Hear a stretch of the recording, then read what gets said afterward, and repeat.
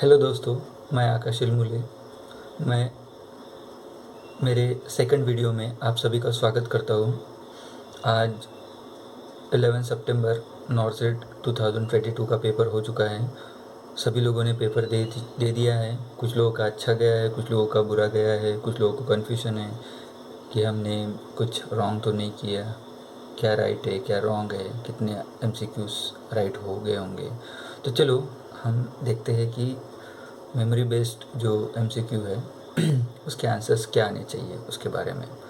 तो सबसे पहले तो मैं आपको ये बोलूँगा कि मैंने नया चैनल बनाया है नर्सिंग डीओ के नाम से, क्योंकि जो मेरा पहला चैनल था ट्रैवलोग्राफर आकाश, वो क्या था कि मैं ट्रैवलिंग की वीडियोस डालता था। ठीक है, तो ये बेसिकली मैं अभी ये नया चैनल चालू किया है नर्सिंग डीओ बोल के। तो उसको आप लाइक और सब्सक्राइब कर लीजिए और बेल आइकन को दबा दीजिए, क्योंकि इसके बाद बहुत सारी नई नई वीडियोस आने वाली है नर्सिंग से रिलेटेड, नॉर्सेट से रिलेटेड, ईएसआईसी से रिलेटेड, आरआरबी से रिलेटेड, और महाराष्ट्र में डीएमईआर डीएचएस से रिलेटेड, पता नहीं और बहुत सारी नर्सिंग से रिलेटेड आएंगी, और कुछ स्टडी मटेरियल्स, पढ़ाई कैसे करना क्या करना उसी के बारे में। ठीक है, तो आज हम शुरुआत करते हैं कि मेमोरी बेस्ड नॉर्सेट के बारे में, जो भी पेपर जो क्वेश्चन है उसके बारे में। तो सबसे पहला क्वेश्चन क्या था कि which river in Punjab except, देखिए एक्सेप्ट, या मैं कल भी बोला था कल की वीडियो में कि एक्सेप्ट, छोटे जो एमसीक्यू थे उसको अच्छे से पढ़िए, समझिए क्या पूछा है। तो इसमें पूछा है not except, which river in Punjab except. उसमें चार ऑप्शन थे, Sutlej, A, B Yamuna, C Ravi, D Beas. तो इसका आंसर क्या रहेगा? देखो, सतलज और रावी जो ये दो रिवर है वो पंजाब से जाती है, ठीक है, बट इसमें क्या पूछा है? एक्सेप्ट जो यमुना है, यमुना रिवर आपको पता ही है वो आगरा से जाती है, तो इसका आंसर क्या रहेगा? यमुना। दूसरा, विच is the image identify, okay,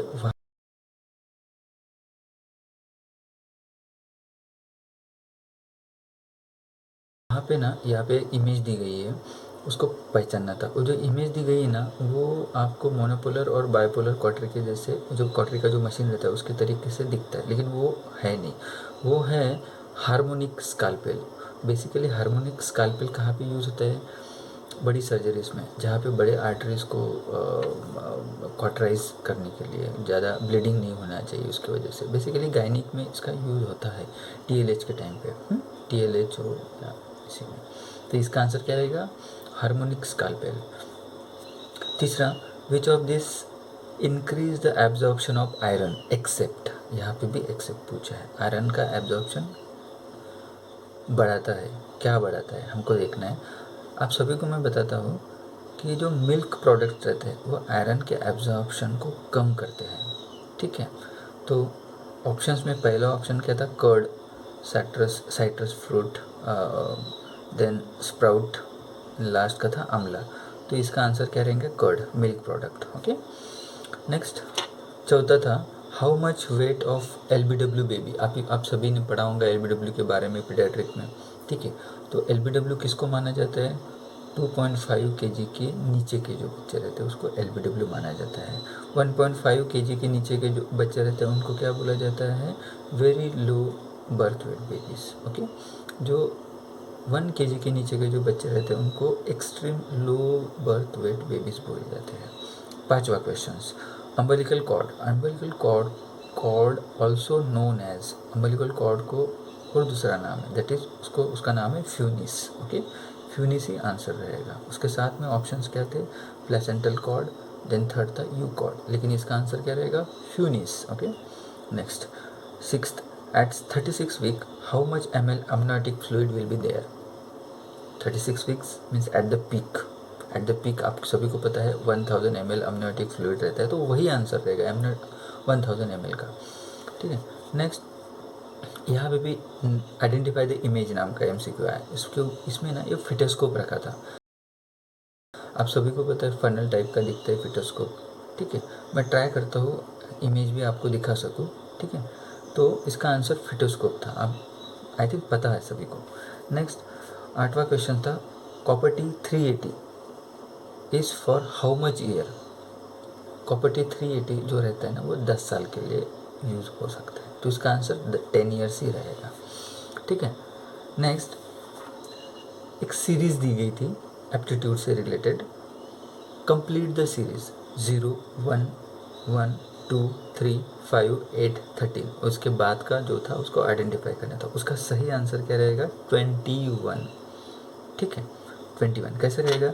0 + 1 1, 1 + 1 2, 2 + 1 3, 3 + 2 5, 5 + 3 8, 13 + 8 21। Okay, next 10वां MCQ, adrenaline dose in child कितना रहेगा? इसमें पहला ऑप्शन था 1 ml इन 10,000 IV, दूसरा ऑप्शन था 1 ml इन 1000 IV, तीसरा ऑप्शन था 0.5 ml इन 10,000 IV, और कोई और एक MCQ था। ठीक, बट इसका सही आंसर क्या रहेगा? 1 ml इन 10,000 IV, यही राइट आंसर रहेगा। नेक्स्ट 11वां MCQ क्या था? कॉपर्टी इमेज, एक कॉपर्टी इमेज दी गई थी, वो कॉपर्टी थी, जो इमेज थी वो थी कॉपर्टी 380 की थी। ठीक है, तो इसका आंसर कॉपर्टी 380 रहेगा। नेक्स्ट 12वां, उसमें क्या लिखा था? A person says I am a planet and I am rule the planet. Okay, so identify which is the psychiatric disorder. आप सभी को पता है, इसको बोलते हैं डिल्यूशन ऑफ ग्रैंडियोसिटी, यही आंसर रहेगा, delusion of grandiosity. Next 13, vitamin D deficiency cause due to. Okay, vitamin D deficiency causes, okay, क्या, what causes? It causes rickets, आप सभी को पता है, रिकेट्स ही आंसर रहेगा इसका। Next 14, how to measure the nasogastric tube, how to measure nasogastric tube? Friends, students, यही रहेगा, nose to ear, ear to xiphoid process, यही आंसर रहेगा। ठीक है। नेक्स्ट है 15th, most freeze sensitive vaccine, इसका आंसर TT रहेगा, TT। नेक्स्ट 16th नंबर का, when all vaccines are given I M except. ठीक है, जो आई एम सब दिए जाते हैं, एक्सेप्ट कौन सा रहेगा? तो इसका आंसर रहेगा MMR।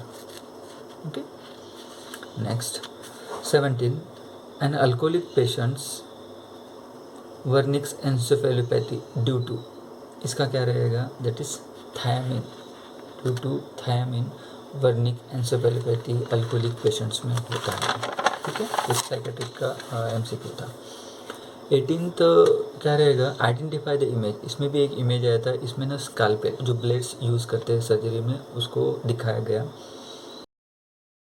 वो ब्लेड, मुझे लगता है आप सभी ने 10 का देखा होगा, 10 नंबर का, हाँ, 11 नंबर का, 12 नंबर का, 12 नंबर का एक सिकल टाइप का। मैं इसके बाद एक वीडियो बनूंगा, इसमें मैं OT से रिलेटेड, ऑपरेशन थिएटर से रिलेटेड बहुत सारे MCQs, बहुत सारी चीज़ें आप लोगों को दिखाऊंगा मैं, लाइव दिखाऊंगा मेरे हॉस्पिटल से, या हॉस्पिटल में जब भी मैं फ्री रहूँगा उस टाइम पे मैं ट्राई करूँगा कि वो आपको दिखा सकूँ। ठीक है, तो उसमें उन्होंने एक इमेज दिखाई थी ब्लेड की, वो इमेज थी 23 नंबर के ब्लेड की ही थी। ठीक है, 23 नंबर का जो ब्लेड रहता है ना, वो ज़्यादातर यूज़ नहीं होता है, बट रहता है। ठीक है। नेक्स्ट 19th MCQ इसमें था, फॉलिस कैथेटर के बारे में था। फॉलिस कैथेटर का ना एक इमेज दिखाया गया उसमें, तो उसको बोला जाता है इंडवेलिंग फॉलिस कैथेटर, यही आंसर है उसका। Next 20, which type of pelvis, उसमें एक पेल्विस का पिक्चर दिखाया गया, वो जो एक पेल्विस है ना, वो एक तरफ झुका हुआ था। ठीक है, उसको बोला जाता है निग्लिस पेल्विस और निगेटिव पेल्विस। जो निगेटिव थिंकिंग के जो पर्सन रहते हैं उनमें ये पाया जाता है। नेक्स्ट 21 नंबर, इन जो 2000 का जो नोट रहता है उसके पीछे पे किसका पिक्चर रहता है? ठीक है, ये MCQ था। इसमें मंगलयान का पिक्चर रहता है, मंगलयान। ठीक है, मंगलयान का पिक्चर रहेगा, वो सही रहेगा। उसके बाद 22वां था, a person insulin are given at morning 9 AM the peak time of insulin.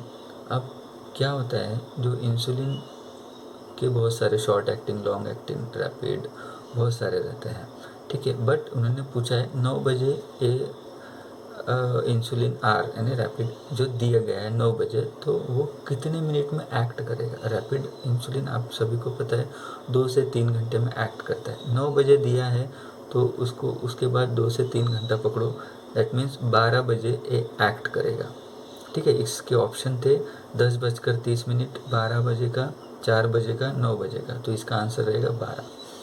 Next, identify a thyroidectomy surgery related instrument, कि थायरॉइडेक्टोमी सर्जरी में कौन सा इंस्ट्रूमेंट यूज़ किया जाता है। वो एक रिट्रैक्टर था, ठीक है, थायरॉइडेक्टोमी सर्जरी में यूज़ होता है। बेसिकली दोस्तों मुझे लगता है जो भी ओटी में काम करता होगा उसको पता रहेगा कि ओटी के इंस्ट्रूमेंट या वगैरह। डोंट वरी, मैं सभी ओटी के इंस्ट्रूमेंट मैं आपको दिखाने की कोशिश करूँगा, बहुत जल्दी वीडियो भी बनाऊँगा, ठीक है। तो ये थायरॉइडेक्टोमी सर्जरी में जो रिट्रैक्टर यूज़ किया जाता है उसको बोला जाता है जॉल्स थायरॉइडेक्टोमी रिट्रैक्टर, वही आपको इमेज में दिखाया गया होगा, ठीक है, जॉल्स थायरॉइडेक्टोमी रिट्रैक्टर।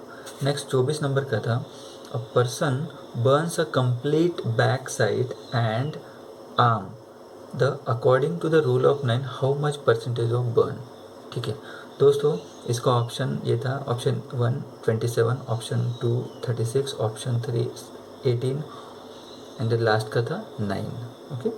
तो आप सभी को बता दो रूल ऑफ 9 क्या होता है, ओके। इसमें बर्न का क्राइटेरिया है, तो इसमें क्या होता है 18% बैक को किया जाता है, यानी 18% बैक, 18% फ्रंट, आर्म, एक आर्म का 9, दूसरे आर्म का 9, लोअर एक्सट्रीमिटीज़ का एक पैर का 18, दूसरे पैर का 18, 1% जेनिटल का, 9% का फेस एंड द हेड। तो इसमें क्या पूछा है, back side and the arm, back side का 18 एंड आर्म का 9, कितना हो जाता है, एक ही आर्म पूछा है, तो that is 27 will be answer. Next KCL का था, KCL is not given with the route, okay. इसी KCL का भी एक क्वेश्चन था, तो KCL को हम बोलस भी नहीं दिया जाता है, उसको डायरेक्ट भी नहीं दिया जाता है, उसको किसी के साथ डाइल्यूट करके भी नहीं दिया जाता है, ठीक है। मेरे हिसाब से आप सभी ने पढ़ा होगा, इसका आंसर आप फाइंड आउट करो, लिखो, ठीक है, दिया होगा आपने, राइट, ठीक है। लेकिन उसको डायरेक्ट दे सकते हैं, लेकिन डाइल्यूट करके भी रहता है, वो आप ध्यान से देख लो एक बार, ठीक है। Which of this seen in anorexia nervosa except, anorexia nervosa में ये देखा जाता है एक्सेप्ट। उसमें ऑप्शन था osteoporosis, myocardial hypertrophy, electrolyte imbalance and amenorrhoea. तो देखिए ऑस्टियोपोरोसिस भी देखा जाता है एनोरेक्सिया में, मायोकार्डियल हाइपरट्रोफी भी देखा जाता है, इलेक्ट्रोलाइट इम्बैलेंस भी देखा जाता है, लेकिन मिनोर्जिया नहीं दिखा जाता है, तो इसका आंसर मिनोर्जिया रहेगा। देन 26 का रहेगा माइस्थेनिया ग्रेविस, क्लिनिकल साइन पूछा है माइस्थेनिया ग्रेविस का। तो माइस्थेनिया ग्रेविस में क्या साइन रहता है, बेसिकली यहाँ पे असेंडिंग वीकनेस रहता है, असेंडिंग वीकनेस, फ्लैसिड पैरालिसिस रहता है, ठीक है, सेंसरी सिम्टम्स रहते हैं, उसमें सेंस डिक्रीज हो जाते हैं, ठीक है।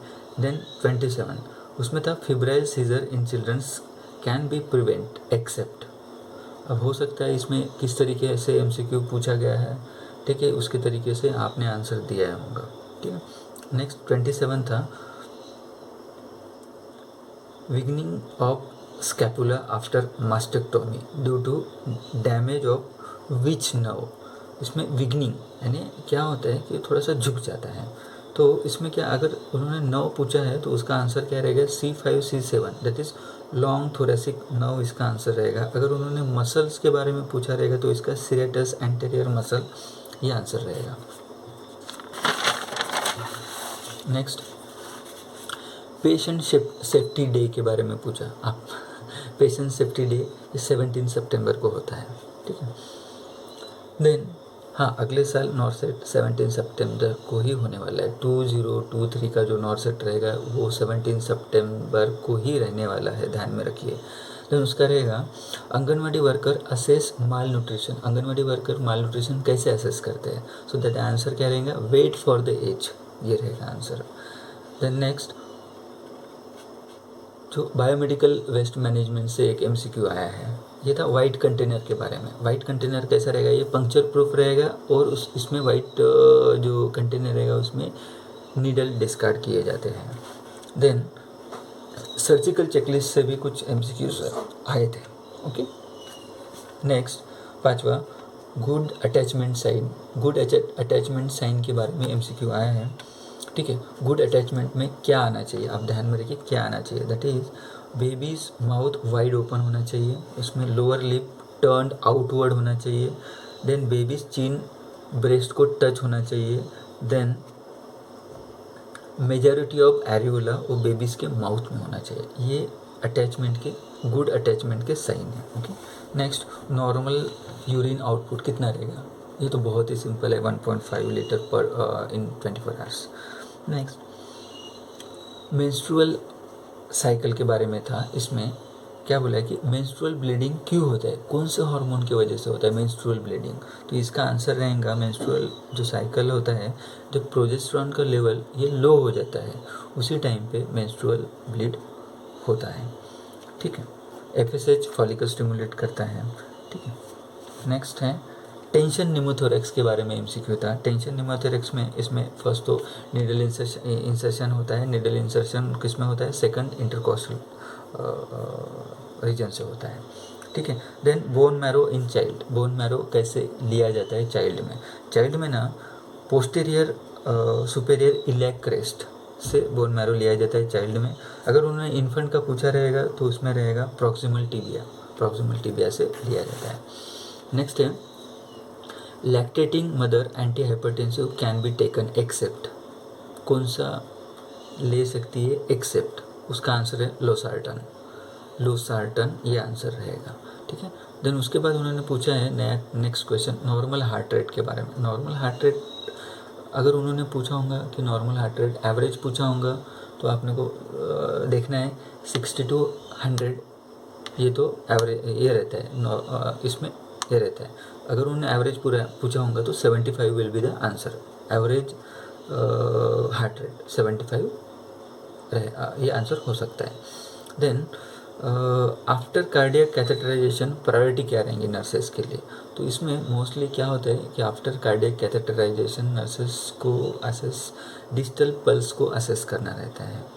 ओके, तो ये हो गए आई थिंक मुझे लगता है कि हमने 40 के आसपास एमसीक्यू डिस्कस किए हैं, जो भी मुझे पता चले कोई स्टूडेंट से बात होके उसके बारे में हमने ये डिस्कस किए हैं। इसके बाद जो भी है उसके बारे में हम डिस्कस करेंगे। ओके, तो आशा करता हूँ आप सभी का पेपर अच्छा गया होगा।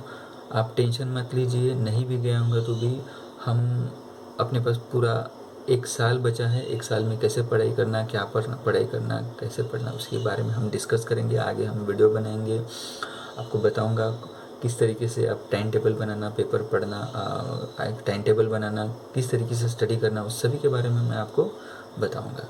ठीक है, तब तक के लिए थैंक यू, गुड नाइट।